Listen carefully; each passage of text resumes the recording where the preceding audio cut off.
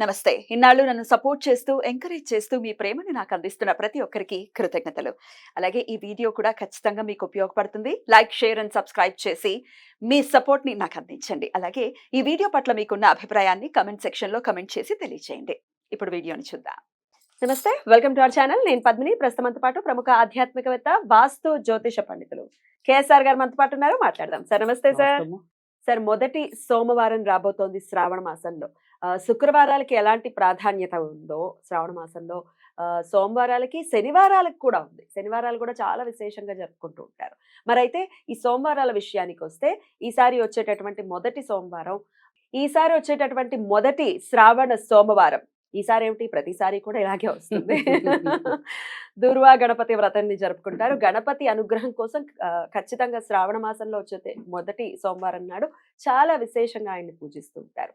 మరి ఏ ఏ కారణాల రీత్యా, అంటే ఎలాంటి కామ్యార్థం ఈ దూర్వా గణపతి వ్రతాన్ని ఆచరించవచ్చు, ఎలా గణపతి అనుగ్రహాన్ని ఆ రోజున పొందొచ్చు, ఇత్యాది విషయాలు మీ ద్వారా. తప్పకుండా. అయితే నిజానికి ఏంటంటే, ఇప్పుడు మనకి శ్రావణ మాసంలో సోమవారాలు, ఇప్పుడు మనకేంటంటే ఎక్కువ తెలుగునాట మనకి వచ్చినది ఏంటంటే, ఎక్కువ మందికి మంగళవారాలు, శ్రావణ మంగళవారం. శుక్రవారాలు ఇవి 2 బాగా విస్తృతంగా చేస్తే, కొద్దిగా శ్రావణ సోమవారాలు గానీ, శనివారాలు గానీ కొద్దిగా తక్కువ స్థాయిలో మనము అలవాటు ఉండటం, పరిచయం ఉండటం అనుకోండి. కానీ నిజానికి ఏంటంటే, శివుడు తనకి అత్యంత ప్రీతికరమైనది శ్రావణ మాసంలో వచ్చే సోమవారాలని ఆయనే స్వయంగా చెప్పి ఉండటం వల్ల కూడా మరి కొన్ని ప్రాంతాల్లో విస్తృతంగా మరి శివుడికి కూడా ఆరాధించడం. అంటే ఈ రోజు వచ్చే ఎన్ని సోమవారాలు అయితే ఈ నెలలో వస్తాయో, అన్ని సోమవారాలు కూడా మనం శివునికి అభిషేకం చేసినట్టయితే గనక ఎన్ని జన్మల నుంచి పాపాలున్నా కూడా అన్ని జన్మల పాపాలు కూడా నశించబడతాయని చెప్పి ఆయన చెప్పడం అనేది జరిగింది. కనుక సోమవారం మరి శక్తి కొద్దీ కూడా మనం చక్కగా అభిషేకం చేసుకోవచ్చు. నిజానికి ఆ మాత్రం ఓపిక లేకపోయినా ఎక్కడైనా దగ్గరలో ఉన్న గుడి దగ్గరికి వెళ్ళి ఒక 11 సార్లు ఓం నమః శివాయ, ఓం నమః శివాయ అని నీళ్లు పోసినా అంతకంటే అభిషేకం చేసిన పుణ్యం అది ఎలాగో వస్తుంది.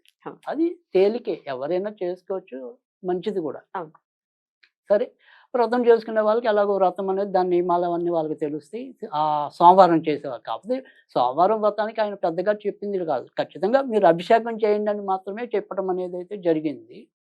సరే, ఇక్కడ ఈ దూర్వ గణపతి వ్రతం అనేది ఏదైతే ఉంటుందో, అది నిజానికి ఏంటంటే శ్రావణ మొదటి సోమవారం అనేది రాదు. కానీ మామూలుగా ఏంటంటే చతుర్దశి, అదే చవితి. సో చవితి, మొదట శ్రావణ చవితి, అది శుద్ధ చవితి ఏదైతే ఉంటుందో ఆ చవితి నాడు వస్తుంది.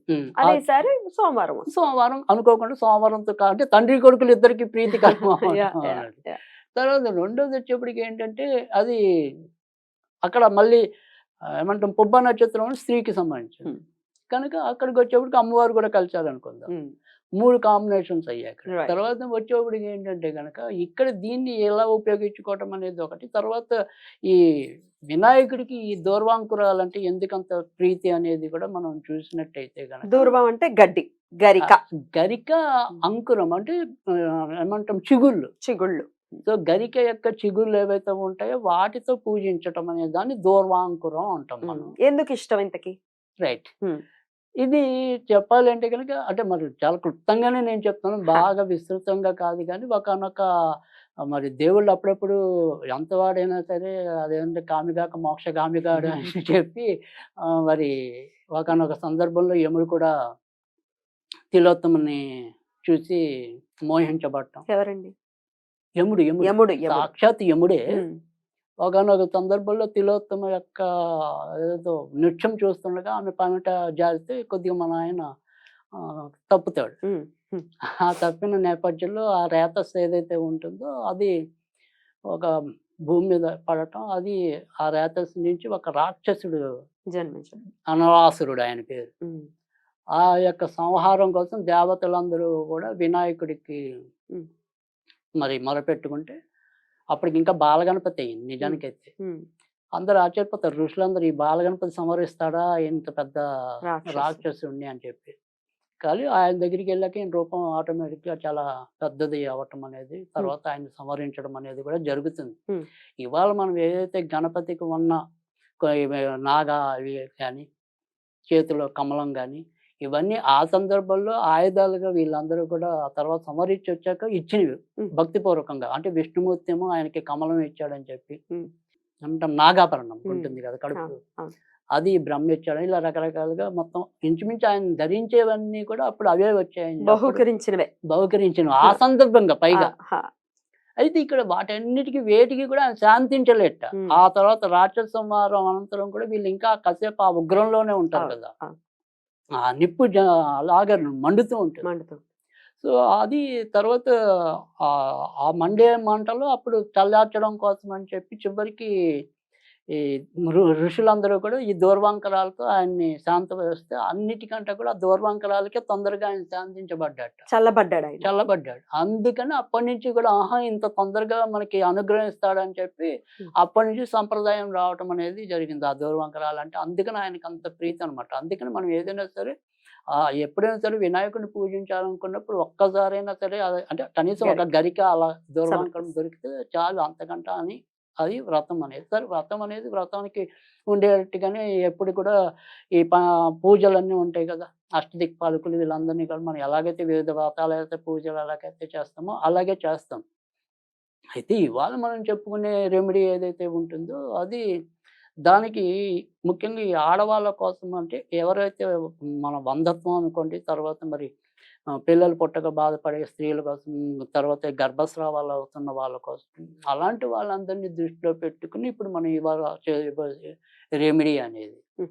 అయితే దీన్ని మనకేంటంటే ఈ యొక్క గణపతులు మనకి రకరకాలైన గణపతులు మనకి ఈవెన్ సికింద్రాబాద్ దగ్గర రైల్వే స్టేషన్ పక్కన విజయ గణపతి కూడా చాలా మందికి చాలా నిదర్శనం. ఫేమస్.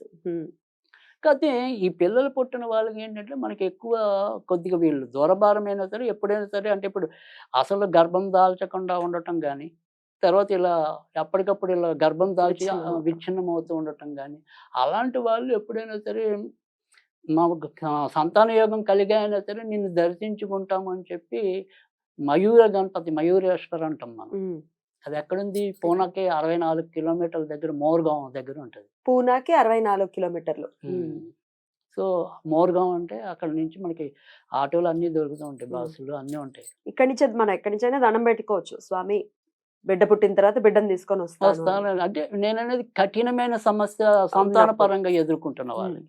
సాధారణ స్థాయిలో వాళ్ళు ఏంటంటే అందరూ కూడా కొంత చూసేసి ఇంకా ఏమంటాం ఆర్టిఫిషియల్‌గా వెళ్ళిపోతున్నారు. అంత రిస్క్ ఈ వరకు అంత వెయిట్ చేయట్లేదు. కానీ నేననేది ఏంటంటే ఏదైనా సరే అలా కావాలి అనేది ఏదైతే మంచి సంకల్పం ఉంటుందో, లేదు ఫెయిల్ అయిపోతుంటారు కొంతమందికి ఏమంటాం ఆర్టిఫిషియల్‌గా వెళ్ళినా కూడా ఐవీఎఫ్ ఫెయిల్ అయిన వాళ్ళు ఎంతో ఉన్నారు.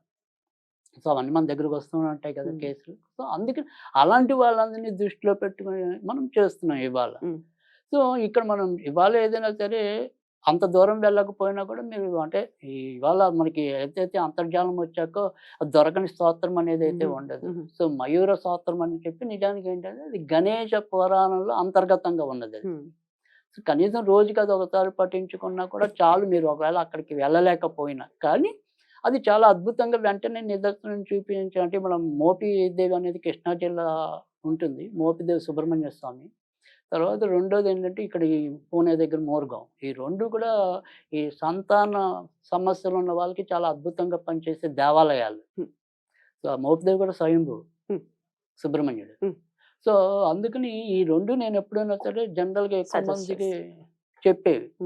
సో ఇవాళ మనం ఏదైనా సరే ఇలా ఎవరైతే మనం తల్లులు ఉన్నారో వాళ్ళు ఇబ్బంది పడుతున్నారు పిల్లలు లేక, అలాంటి వాళ్ళ కోసమే మనం చెప్పటం అనేది కూడా జరిగింది. రైట్. సో మరి ఏం చేయాలి? ఏ మంత్రం పాటించాలి ఆ రోజున ప్రత్యేకించి కదా. సో ఇది మామూలుగా వినాయకుడి గుండె ఏదైతే బీజాక్షరం ఉంటుందో అలాంటిది ఓం క్లీం గ్లౌం గమ్ అక్కడ దాకా కామనే.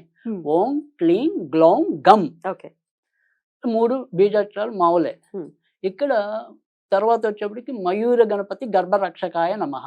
మయూర గణపతి గర్భరక్షకాయ నమః.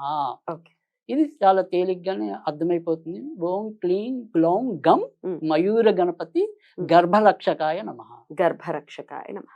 ఓకే. అయితే ఇది ఓన్లీ పిల్లల గురించే కాకుండా గర్భం రక్షించేటటువంటి పరిస్థితుల్లో అంటే రకరకాల సిస్టులు ఉన్నాయండి, పీసీఓడి సమస్యలు ఉన్నాయండి, అవన్నీ గర్భంతో రిలేట్ అయ్యి ఉన్నాయి. అప్పుడు కూడా ఇది పనిచేస్తుంది అనుకో. తప్పకుండా అలాంటి వాటన్నిటికీ కూడా పనిచేయటం అనేది ఉంది. ఖచ్చితంగా ఆ రకంగా కూడా చేసుకోవచ్చు. మరి నివేదన ఏం చేయాలి అంటే కనుక చాలా తేలికేది. ఓన్లీ పెరుగన్నం నివేదన చేస్తే చాలు. సో సో ఆ పెరుగన్నం నివేదన చేయండి, ఇంతకంటే మనం చేయవలసింది ఏం లేదు. కాకపోతే మీరేంటంటే ఇది ఇవాళ మొదలెట్టి అంటే సాధారణంగా ఏంటంటే ఈ దూర్వా గణపతి వ్రతం రోజే కొత్తగా సంకష్టార గణపతి చదవాలన్నా కూడా ఇది ఇక్కడే శ్రావణ బిగించేస్తారు. మాసంతోనే మొదలు కాకపోతే దీంతో బహుళ అది బహుళ బహుళ చవితిని చేసుకుంటారు బిగించేస్తారు. కదా. కానీ శ్రావణ మాసం నుంచే బిగించేస్తాం మనం మామూలుగా. హ్మ్. సో ఈ 11 రెండు నెలలు కూడా. ఆ 2 కూడా ఈ నెలలోనే మనం ప్రారంభం చేయటం అనేది జరుగుతుంది. రైట్. కాబట్టి ఇక్కడి నుంచి వీళ్ళ ఇష్టం ప్రతి అంటే 21 రోజులు గాని, 40 రోజులు గాని, 90 రోజులు గాని నేను చెప్పేది ఏంటంటే చేసుకోవచ్చు. 3 నెలలు అంటే 21 రోజుల పద్ధతి ఒకటి చెప్తాం. 40 రోజుల పద్ధతి ఒకటి చెప్తాం. 90 రోజుల పద్ధతి ఒకటి చెప్తాం. చేసుకోవచ్చు కంటిన్యూస్ గా కూడా రైట్. సమస్య సాల్వ్ అయ్యేంత వరకు. రైట్. రైట్ సార్, చాలా బ్యూటిఫుల్ గా ఎక్స్ప్లెయిన్ చేశారు. స్విచ్ వర్డ్ రూపంలో కూడా ఏమైనా చెప్తారా? తప్పకుండా. అయితే ఇక్కడ ఈ స్విచ్ వర్డ్ అనేది కూడా నేను చూసినంత వరకు చాలా కొద్దిగా విభిన్నమైన స్విచ్ వర్డ్ అనేది చూశాను యాక్చువల్‌గా. అది save on. Okay open, up. Open up, ఓపెన్ up, shut of, shut of. Right up. రైట్. తిట్టినట్టుంది. అంటే save on, open up, shut up. Right.